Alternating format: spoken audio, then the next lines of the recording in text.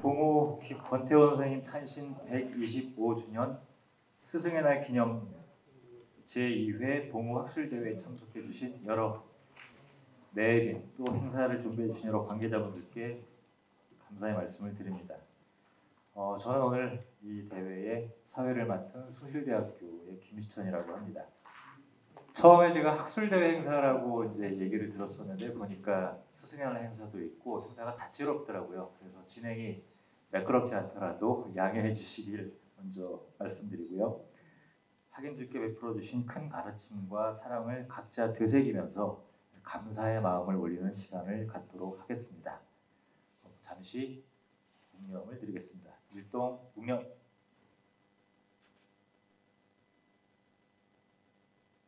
스승의 날 기념 제2회 봉우 학술대회를 시작하도록 하겠습니다. 자, 오늘 행사는 연정원에서 주관하는 두 번째 학술 행사고요. 먼저 성태용 이사장님의 기조 강연, 그리고 봉우 학술상 수상자 논문의 발표가 이어지고요.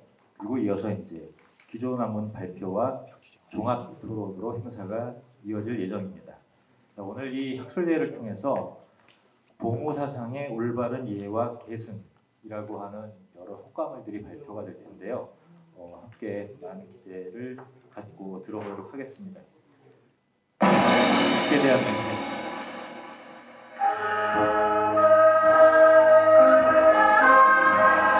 나는 자랑스러운 태극기 앞에 자유롭고 정의로운 대한민국의 무궁한 영광을 위하여 충성을 다할 것을 굳게 다짐합니다.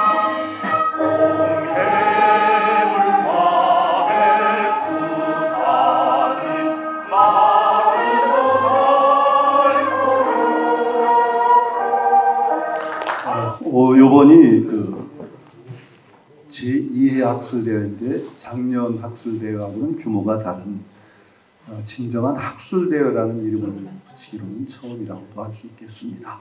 봉우 선생님 탄신 125주년 스승의 날을 기념하면서 이런 행사를 맡게 되니까 정말 제가 더 가슴이 뛰는 것 같습니다. 올해는 특히 우리 한국단학회 연정원이 있게 된 그 뿌리라고 할 수 있는 봉우 선생님의 어떤 사상을 어떻게 올바로 계승하고 발전시키느냐 하는 주제로 학술대회를 갖게 되어서 정말 더욱 큰 의미를 가지게 되었습니다. 이번 학술대회는 몇 가지 작년과 다른 특이한 어떤 그리고 발전적인 변모가 있습니다. 첫 번째로는 이 봉우 사상을 계승하고 이어간다는 의미에서 그 학자들의 논문을 공모했습니다. 봉우 학술상을 그래서 1회 학술상을 수상하게 되었죠. 시상하게 되었죠. 그리고 이번에는 학술대회 단지 그 선정작 시상에 그치지 않고 또 특별한 인연이 있습니다. 인천대 김윤경 교수님이 인연의 중심이 되셨습니다. 김윤경 교수님 그리고 원광대 조성환 교수님이 그 전문 학자로서 발표에 참여해 주실 겁니다.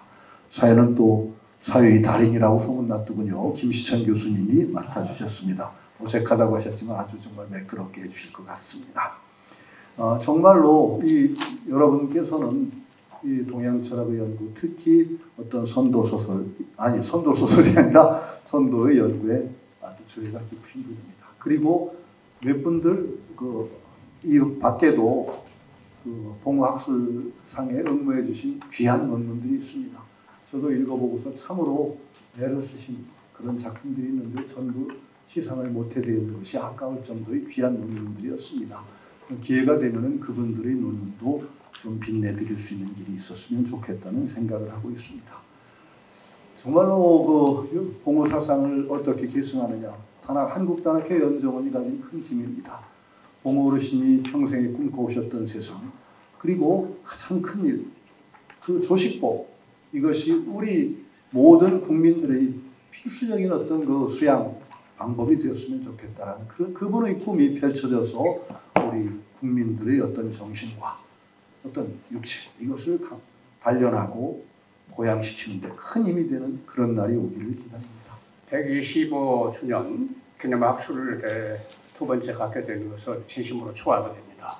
이 자리에는 대부분 공명이나 노장을 논하고 동양 철학을 강의하고 연구하신 분들이 모신 것 같은데 제가 이 자리에서 축사를 드린다는 것이 좀 외람되지 않느냐는 생각으로 성태훈 교수님한테 제가 사양을 했습니다마는 결국에 성태훈 교수님과 저와의 인연 때문에 이 자리에 서게 되었습니다.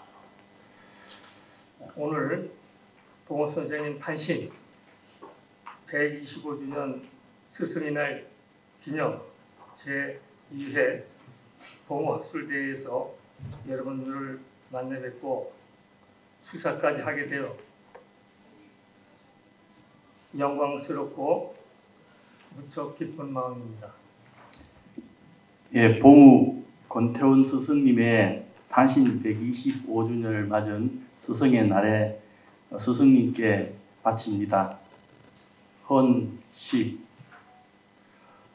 어둠을 뚫고 탄생의 일성으로 온 세상을 깨우셨네. 대황조 이래 1만 년 면면이 이어온 민족의 정신을 이으시고 백두산족 혼을 일깨워 잃어버린 뿌리를 되찾으셨도다. 기도 강연이라고 하기보다는 봉우 선생님을 기리는 이 행사의 의미, 그리고 우리 단학회 연정원이 앞으로 어떻게 나갈 것인가, 봉우 선생님의 그 계승을 어떤 시각에서 어떻게 할 것인가에 대한 원론적인 얘기를 제가 쭉 한번 해보도록 하겠습니다. 지금 여러분께서 말씀하셨지만 봉우 선생님이 오신 것은 정말 일대의 저는 사건이라고 생각합니다. 보통 그 기원이라는 말을 쓰지요. 불기라는 것도 있고 서기도 있고 대개 어떤 새로운 왕조가 들어서면 연호가 바뀝니다. 근데 저는 봉우 권태훈 그 어르신이 오셔서 이 사회의 어떤 새로운 어떤 분위기를 진작시킨 것은 새로운 기원을 이루었다라는 생각을 하고 있습니다. 그 이전까지 분위기와 봉우 선생님의 어떤 그 선도설, 단이라는 소설이 나온 그 뒤의 분위기는 완전히 저는 다르다고 생각합니다.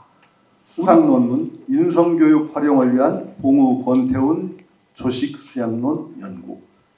위 논문은 제2회 봉우 학술대회에서 실시한 봉우 학술상 현상 공모에서 우수 논문으로 선정되었기에 이 상을 수여합니다. 조식 호흡이 뇌 기능 활성화 및 심리적 지표에 미치는 영향.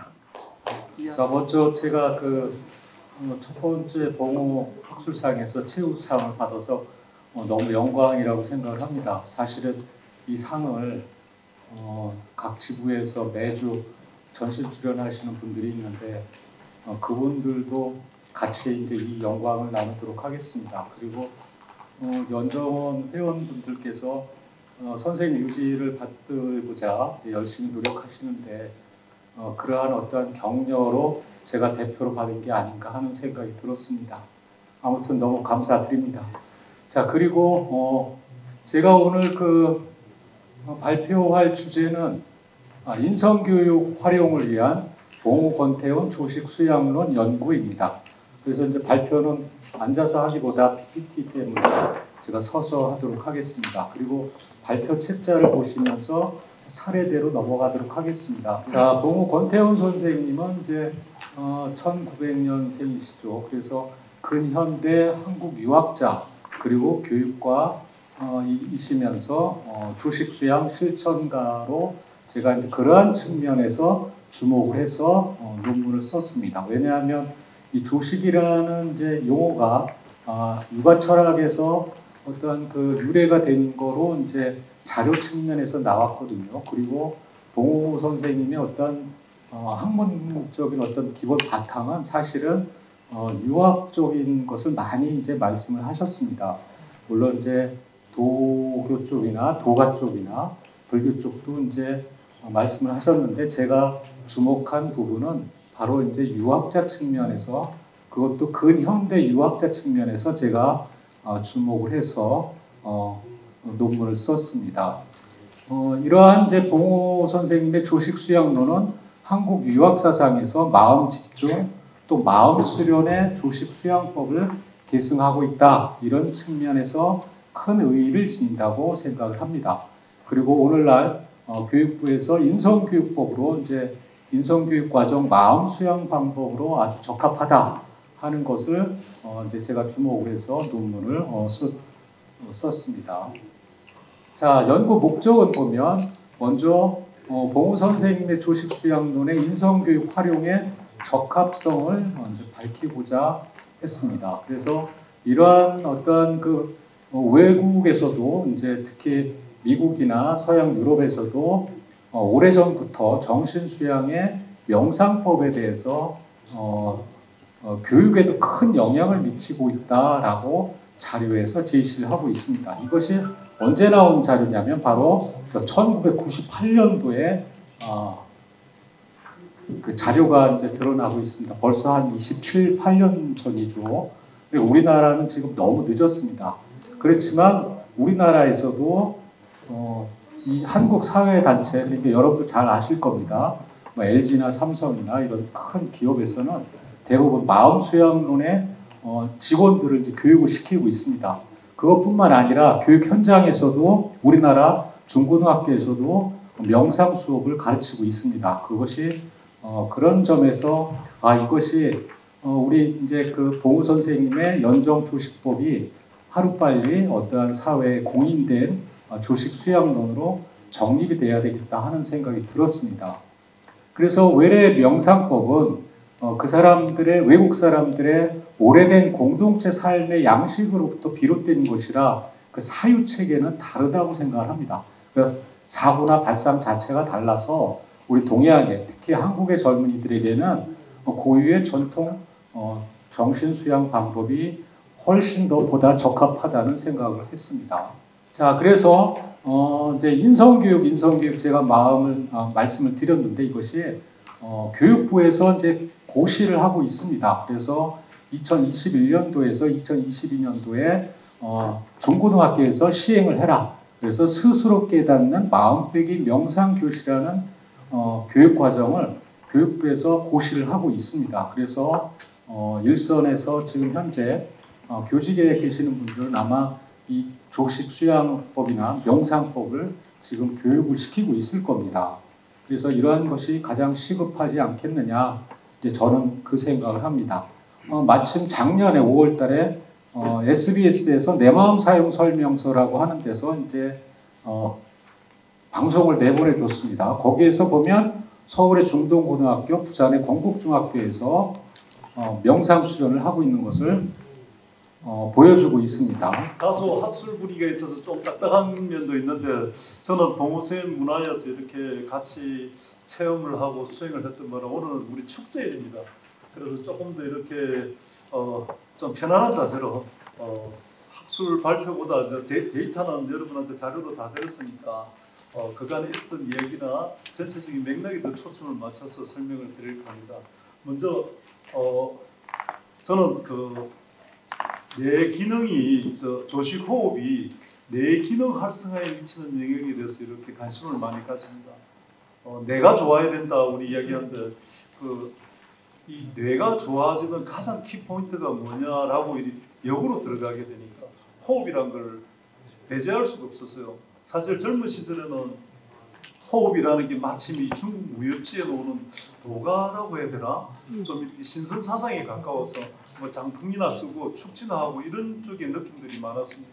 근데 제가 오히려 첨단과학이라 할 수 있는 신경과학을 전공하면서 그 첨단과학에 지금 외국의 최첨단이죠. 외국의 신경과학자들이 지금 역으로 들어오는 게 오히려 명상과 호흡에 관련되어 있다 싶어서 국내에서 제가 조금 더 이 분야를 한번 개척해 보자 해서 한번 밝혀보고자 했습니다.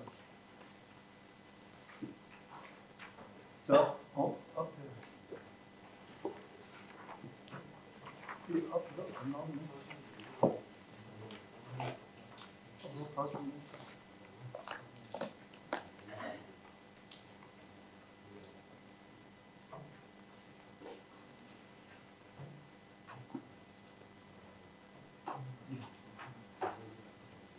학대를 맞아 학대가 안 되니까.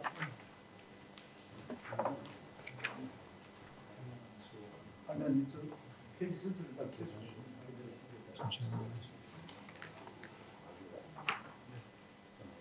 이거 좀 잘 안 맞는 것 같습니다.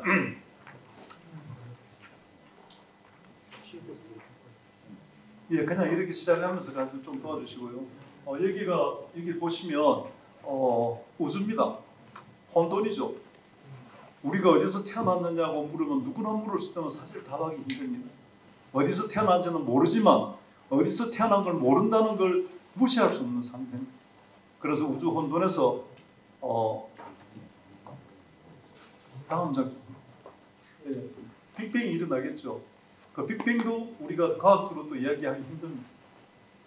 어딘지 모르지만 우리가 한 포인트에 시작한다. 어찌 보면 우리 주제주라고 할 수 있는 하나리라고 할 수 있는 그 시작된 점이 있겠죠. 예. 그런데 이 시작된 게 뭐냐니까 결국 우리가 의식 속에 들어오려면 세포에 연관이 돼요. 우주의 만물이 나와 연관되지 않는 세포와 연관되지 않는 의식이라는 게 사라져요. 그래서 이 세포 속에 그 하나가 전이되기 시작한다. 예. 예, 그러면 이게 뉴클리어라고 세포핵입니다. 세포에서 제일 작은 세포핵. 이 세포핵에 보시면 여기에 지금 이 작은 구멍들이 세포핵에서 호흡을 하는 거예요. 이 호흡 구멍이 하나하나가 호흡을 하는 게 아니고 이 구멍 전체가 동시에 호흡입니다. 그래서 우리가 자꾸 이렇게 순차적 사고에 익숙해져 있다 보니까 순차적으로 한다라고 생각하는데 우리 몸은 소우주로서 동시에 하는 부분이 있더라. 오늘 제가 봉우스님 탄신 125주년을 기념하면서 제일 던지고 싶은 메시지가 그렇습니다. 순차적으로 가는 그 철칙이 있지만 동시에 가는 철칙도 있더라. 여기 세포를 통해서 보여주는 건 세포가 이 한 구멍에서 호흡을 하고 여기서 그 다음 하고 여기서 그 다음 하고 이런 게 아니더라. 동시에 하는. 그러면 저 동시에 하는 걸 누가 조절하느냐? 의문을 가질 수 있겠죠. 예. 그러면 이 세포 이게 지금 시냅스 연결되는 상태인데 이 세포와 두뇌가 서로 연결합니다. 두뇌는 하도요. 우주의 정보를 두뇌에서 재해석해가지고 연결해 나오는 거죠. 여기서 우리가 작은 신호들이 모이는 거겠죠. 이 신호가 모여서 의식이 되고 이 의식이 되어서 우리가 전달할 때 커뮤니케이션이 일어나는 거예요. 그런데 이 전체 의식이 어떻게 돌아가느냐? 각자의 스타일이 다릅니다. 각양각색 스타일이 다 다릅니다. 그래서 여기 지금 컬러를 해놨는데 내 신경의 색깔만큼이나 자기 기질이 다르죠. 어느 쪽에 더 많이 치중하느냐에 따라서 자기의 기질이 만들어집니다. 나의 기질이라는 것은 뭐냐니까 내가 생각하는 스타일, 내가 의식을 풀어가는 스타일, 내가 정보를 받아서 풀어가는 스타일에 의해서 나의 기질이 만들어진다라고 볼 수 있겠죠.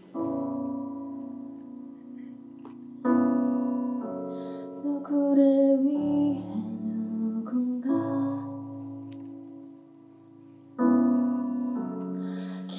기도하고 있나 봐. 숨죽여 쓴 사랑 시간 낮게 들리는 듯해. 짱이가 좋아하는 랜덤 게임 게임 스타트. 아파트 아파트 아파트 아파트 아파트 아파트 아파트 아파트 아파트 아파트 아파트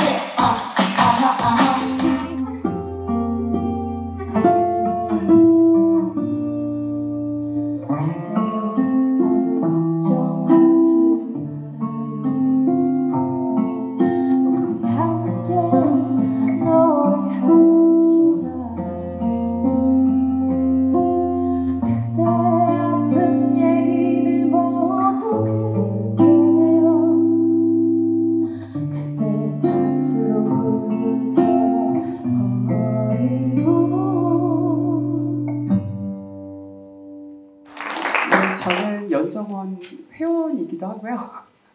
그리고 어떻게 보면 백두산족에게 고함이라는 책을 통해서 한국 철학 또는 한국 사상의 정체성이라는 것은 무엇일까?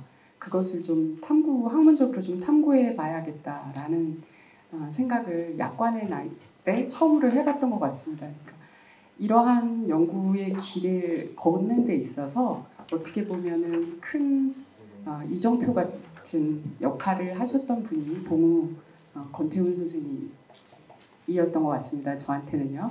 예, 그리고 이 논문은요. 지금 발표 시간이 저희가 그렇게 많이 주어지지 않아서 제가 간략하게 논문에 대한 얘기를 좀 이렇게 설명하는 형식으로 좀 진행을 좀 하려고 합니다. 저는 한 20분 정도만 진행을 하도록 하겠습니다.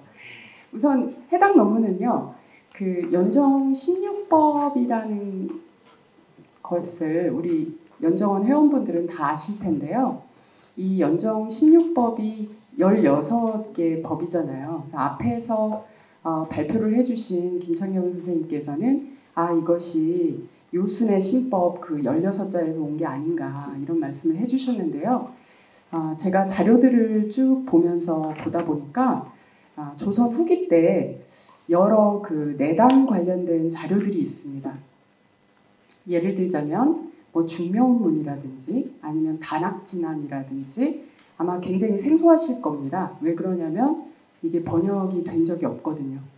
그래서 그 정확하게 저자가 알려지지 않았던 여러 수련 서적들이 좀 꽤나 있거든요. 그런데 이런 서적들이 가지고 있는 특징이 하나 있습니다. 어떤 특징이냐면요. 이게 굉장히 중요한 지점인데 목판본이나 금속 활자본이 없어요. 그 얘기는 뭐냐면 정식 출판된 적이 없는 책이라는 뜻입니다. 그러니까 전부 다 이런 책들의 특징은 다 필사본입니다. 그래서 필사본에서 필사본으로 이어졌고 정식 출판을 거치지 않은 책들인 거예요. 그러면 뭐 안동에 있는 한국유교진흥원이라든지 아니면 뭐 귀정각이라든지 장서각이라든지 우리나라의 그 유교 관련된 텍스트들을 보면 거의 목판본도 엄청 많거든요. 어떤 경우에는 10만 개가 넘어가고 그렇습니다.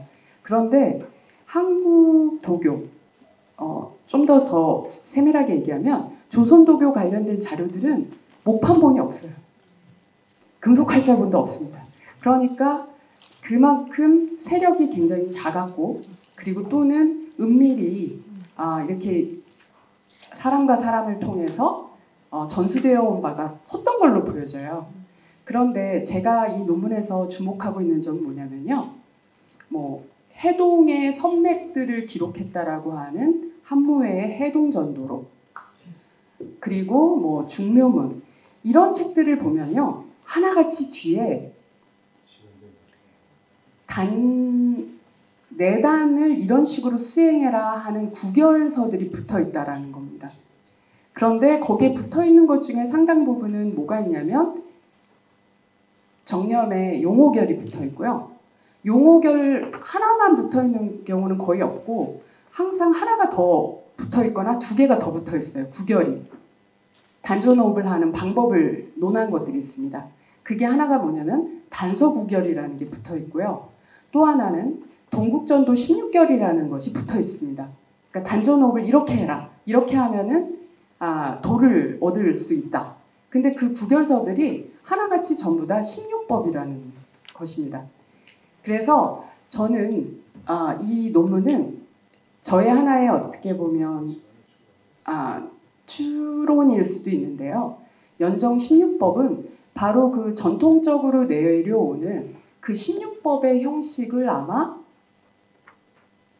권태훈 선생님께서 직접 접하셨고 그 동국전도 16결은 말 그대로 동국당 그러니까 우리나라에만 전승되는 16가지 법이란 뜻이거든요. 그래서 그것의 영향을 받아서 16법이라는 형식을 취한 것이 아닌가. 그러나 내용은 조금 다릅니다. 그러나 논문의 말미에서 제가 좀 더 설명을 드릴 텐데요. 동국전도 16결하고는 비슷한 부분이 굉장히 많습니다. 이제 제가 더 자세하게도 말씀드릴 수 있는데 그거는 논문을 참조하시고요. 하나를 예를 들자면 육통해에 대한 내용들이 동국전도 16결에는 있는데 그것을 그 동우수단기에 보시면 또 육통해에 대한 설명을 따로 넣어놓고 있다라는 점입니다. 그것 말고도 좀 유사한 지점들이 조금 있어서 그러한 내용들이 이 동국에서 정확하게는 조선 정기로는 안 보이고요. 문헌적으로 실증적으로 따져보면 임난 이후로 보여지는데 임난 이후에 4단의 요결을 적은 부결서들이 가지고 있는 형식이라든지 아니면 특징적 사유들이 연정 16법에도 보인다라는 것이 제가 한 논문의 내용이라고 볼 수가 있겠습니다. 여기까지 제 내용을 잠깐만 소개하고요. 저는 따로 PPT는 준비를 못했고요. 거기 자료집에 이제 이 89쪽인가요? 네, 거기 있는데 이미 저희 예정된 시간이 7분이나 지나서요. 제가 이걸 따로 읽지는 않고 어떻게 이 글을 준비하게 됐는지 배경 설명을 10분 이내 정도로 간단하게 말씀드리고 내려갈까 생각하고 있습니다. 예, 양해해 주시면 감사하겠습니다. 제가 이제 봉호 선생님 처음 만난 거는 이 원고를 준비하면서부터입니다. 두세 달 전에 김윤경 회장님이시죠. 한국철학사연구회 전화를 주셔서 한번 해보라고 어제 전화를 주셨을 때 제가 수련을 하는 사람이 아니라서 이거 좀 어렵겠다 했더니 어쨌든 뭐 해보라고 항상 의뢰하시는 분들은 저희 또 회장이 장에 약해가지고 수락을 했는데 그때 이제 제가 들었던 그 정보는 그 단이라는 소설의 주인공이시다. 그래서 단이라는 소설이 나왔을 때 저 아마 중고등학교쯤 됐을 텐데 워낙 유명해서 저도 들어본 거는 같았습니다. 그래서 이제 신선, 선도의 이미지가 떠올랐죠. 한 20여 년 전에 제가 일본으로 유학을 갔을 때 유학을 간 이유가 중국의 도교 텍스트를 읽기 위해서였습니다. 이른바 도장경이라고 하는데요. 그때 이제 중국 철학을 하는데 유교나 불교는 우리한테 너무 친숙하고 사찰도 있고 유교는 우리 문화 그 자체인데 이 도교는 이제 도저히 접근이 어려웠습니다. 저한테는 무엇보다도 그 도장경이라는 팔만대장경에 버금가는 그 방대한 텍스트가 있는데 그걸 읽을 수가 없었죠. 가르쳐준 사람도 없었고 그래서 무작정 이제 일본에 가서 한 6년 동안 도장경만 읽다 왔는데요. 다만 이제 제가 읽었던 도장경은 근세의 내단 쪽은 아니고요. 위진남북조 시대 막 도교가 형성되던 시대였습니다. 그때 형성되는 그 계기나 모티브는 불교를 수용하는 겁니다. 뭐 불교의 윤회 전승이나 또는 불교의 어떤 그 경전 구조, 설법 구조, 뭐 그런 불교 용어들을 대대적으로 수용해서 도교라는 체계를 만드는 게 이제 4, 5세기쯤 되고요. 그때 처음으로 우리가 아는 고유 명사로서의 도교라는 말이 정착을 합니다. 상당히 늦죠. 4, 5세기면. 그러니까 유교, 불교, 도교의 하나로서의 도교. 그 이전에 도교 개념이 없었던 건 아닌데 그때는 뭐 묵자에도 성인의 가르침으로 도교 이런 표현 나오니까 우리가 아는 도교는 아니죠.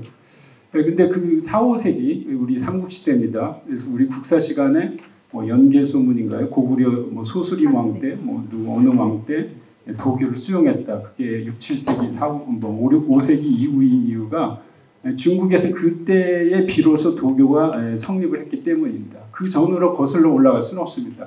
중국에서 성립 안 한 도교를 우리가 수용할 수는 없습니다.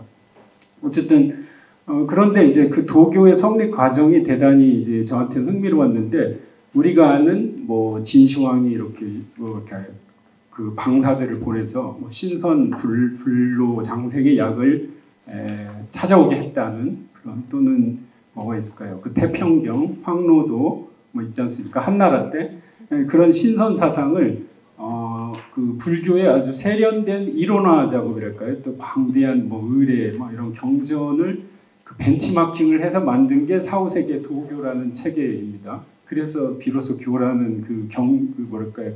국가 공인의 가르침의 지위를 획득하게 됩니다. 따라서 중국은 선도에서 도교로 발전하는 역사입니다. 그 뒤로 유불도 3교라고 하지 유불선이라고는 안 합니다. 중국 사람. 제가 아는 범위 내에서. 그런데 그렇게 하고 이제 귀국을 해서 또 뭐 좀 일이 좀 그래가지고 한국 철학으로 또 바꾸게 됐는데요. 그래서 한국 철학을 하면서 특히 이제 동학이나 원불교나 이쪽 근세 쪽을 하면서 근대 쪽을 하면서 보니까 한국에서는 유불도라는 말보다는 유불선이라는 말을 선호한다는 걸 알게 됐습니다. 이거는 중국 철학의 역사에서 보면 대단히 이상한 현상입니다. 역행을 하는 거니까요. 그죠? 여러분한테도 유불선이 더 익숙할 거라고 생각이 듭니다. 그러니까 봉우 선생님의 텍스트도 선 이야기잖아요. 그래서 처음에 제가 주제를 봉우 선생님의 선 개념이 뭘까 이렇게 좀 잡으려고 했습니다. 근데 지금은 결과적으로는 바뀌었는데요. 그래서 유불도가 유불선으로 한국에서 바뀌었다는 것은 여러 의미가 있습니다. 중국과 다른 무슨 발전사, 그렇죠? 중국의 입장에서는 도교가 축소돼 버린 거고 역행이 된 거니까 그런 게 하나 또 있고, 또 하나는 봉우 선생님하고는 관계가 있을 수도 있고 없을 수도 있는데 여러분이 잘 아시는 그 최치원, 통일신라 말기인가요? 최치원 7세기 최치원 선생. 9세기인가요? 9세기입니다. 죄송합니다. 통일신라 말기 최치원 선생이 화랑도를 말씀하시면서 화랑의 풍류도를 말씀하시면서 화랑은 중국의 유교, 불교, 도교, 삼교를 다 포함하고 있다. 포함 삼교라는 표현을 쓰셨잖아요. 저는 정말로 기분이 너무 좋았습니다. 아까 노래할 때 기분이 좋아서 막 춤을 열심히 췄더니 그 쿠폰도 제가 받아가지고 좀 미안한데요. 어쨌든 간에 굉장히 의미가 있는 것이, 저는 이제 연정원 이사장을 원장을 맡고 이사장을 맡으면서 굉장히 좋으면서도 걱정스러웠던 점이 있습니다.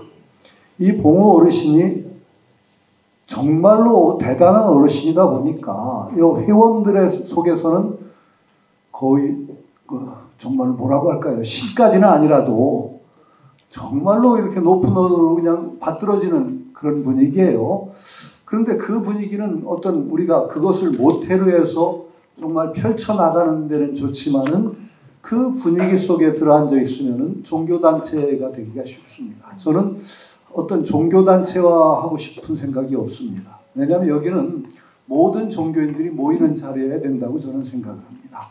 제가 그 대종교, 종교적인 특성은 대종교 쪽에서 맡아주시기를 부탁드린 것도 그런 측면이 의미가 있습니다. 저희는 순수한 수련단체로 가야 되고, 또 그리고 봉우 어르신의 꿈, 이 조식수양법이 모든 우리 한민족, 우리 민족의 전통적인 수양법으로 정착하는 그런 데로 가야 되는데, 종교성을 띠게 되면은 그게 오히려 장애가 될 수가 있습니다. 그게 가능하면은 우리 회원들의 어떤 그 신심, 믿음, 이것을 바탕으로 하되 이것을 좀 더 객관화된 틀에서 어떻게 펼쳐내느냐, 이것이 성공이 되어야만 이게 일반화가 될 수 있는 기틀이 마련된다는 거죠. 예, 저도 객관화, 이렇게 철학과에서 훈련을 받아서 객관화가 중요하다고 생각해서 성태우 이사장님 말씀에 공감하고요.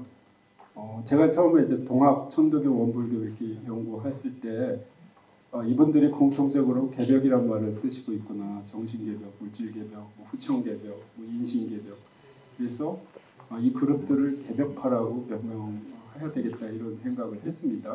다시 한번 이번에 연정 16법이나 봉우 수단기의 내용을 다루면서 중국과는 다른 한국 도교, 아니, 한국 선도라고 얘기해도 좋겠습니다만은 한국 선도의 20세기의 가장 중심에 봉우 선생님이 있지 않을까 생각을 하고요.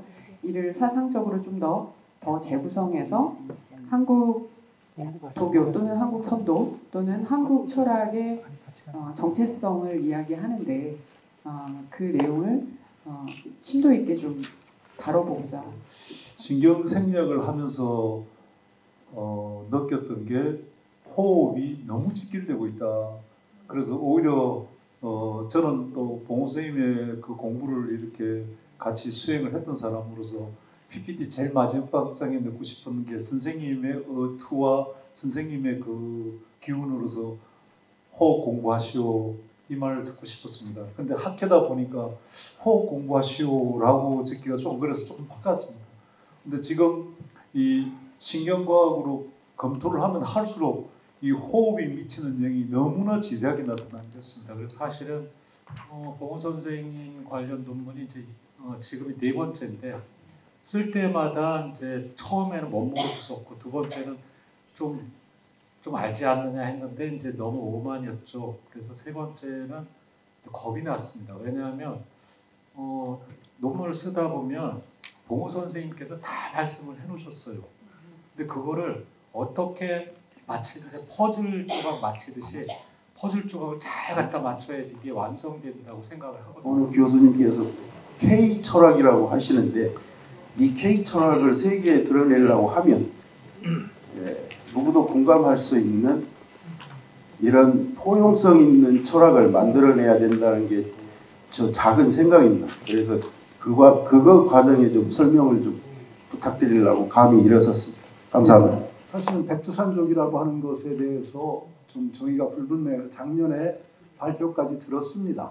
그런데도 그 발표에서도 정확하게는 우리가 백두산족이라는 것을 정의를 제가 완전히 찾지는 못했는데 혹시 여기서 백두산족이라는 것에 대해서 정의를 해주실 분이 있을까요?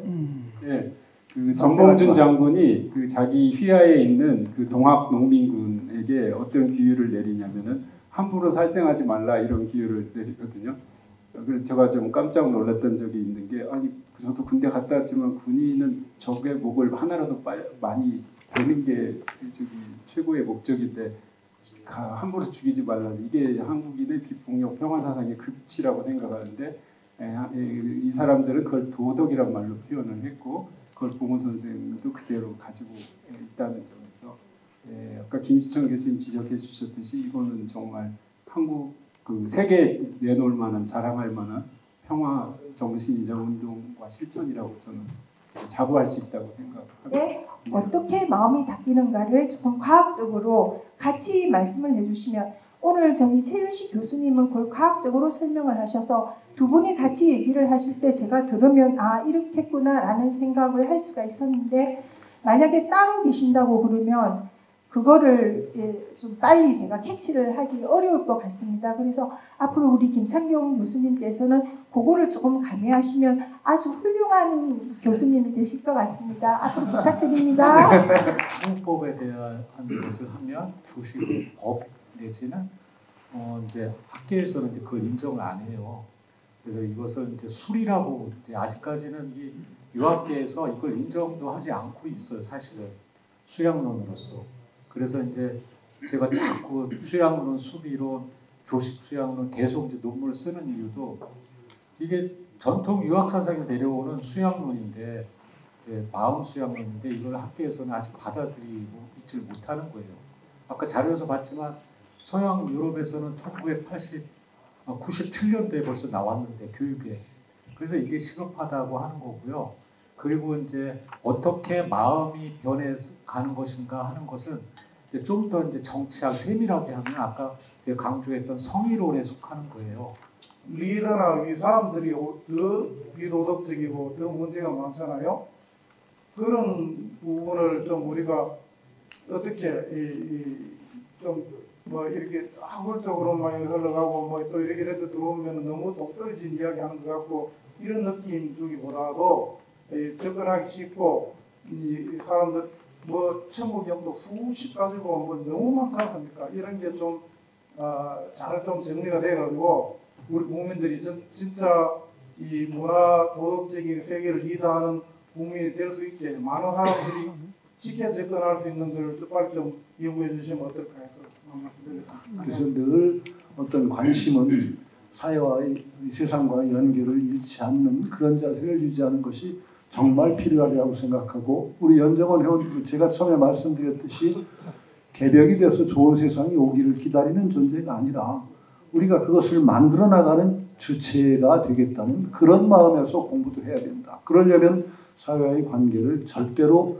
그냥 자기 내면에서 해소하는 식으로 가서는 안 된다는 게 제 평소의 소신입니다. 지금은 다종교주의라서 모든 초종교를 종파를 초월해서 천부경 3일신도 참전개경도 공부를 하면은 봉우 선생님의 그 우리가 지금 이제 오늘에 하는 봉우 사상의 올바른 이해와 개성이 더 첨단화학적으로 밝다고 생각합니다. 어떤 봉우 선생님의 근본 정신을 잃지 않고 있는데 우리들의 어떤 그 입장을 요런대로 이제 모두 다 할 수 없어서 약간의 제한을 두고 있는 거니까 그렇게 이해해 주시기 부탁드립니다. 예, 저희들이 내년에는 좀 더 그 발전된 모습으로 어떤 그 봉우 선생님의 사상을 학술적인 영역에까지 확대하는 좀 더 한 걸음 나아간 모습을 보여드릴 거라고 약속을 드릴 수밖에 없고 아직은 저희들이 정말 조그만 한 걸음입니다. 약속밖에 못 드립니다. 그러나 저는 분명하게 말씀드릴 수 있는 게 그 연정원의 걸음은 좀 더딜지도 모르겠습니다. 그러나 삿된 짓 하지 않고 한 걸음 한 걸음씩 봉우 선생의 참된 어떤 그 정신을 이어나가는데 나아갈 수 있으려 나아가리라고 저는 생각을 합니다. 속효도 아니고 정말로 나중에 요 정말 조그만 걸음들이 저는 소중하고 쉽게 나가려고 할 때 오히려 큰 후퇴가 있을 수 있다고 생각하니까 여러분들이 계속 성원을 해주신다면 연정의 뜻이 앞으로 크게 펼쳐질 날이 오리라고 믿습니다.